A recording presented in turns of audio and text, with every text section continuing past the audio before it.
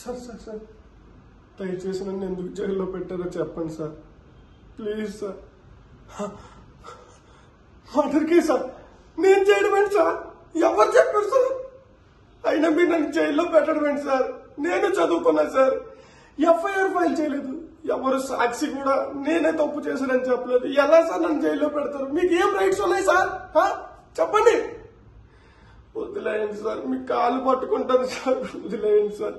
నన్నే నమ్ముకున్న కుటుంబం ఉంది సార్, నాకు కొత్తగా పెళ్ళయింది సార్, మా ఆవిడ నా కోసం ఎదురు చూస్తూ ఉంటుంది సార్, మా తల్లిదండ్రులకు నేనే దిక్కు సార్. వదిలేయండి సార్, దయచేసి వదిలేయండి sir, please sir, please sir. నా జీవితం నాశనం చేయదు సార్, నన్నే ముగ్గురు ఉన్నారు సార్ అక్కడ.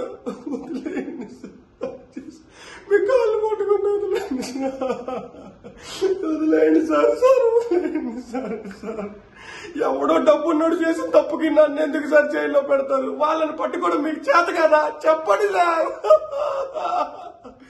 వదిలేయండి సార్, మీ కాళ్ళు పట్టుకుంటారు.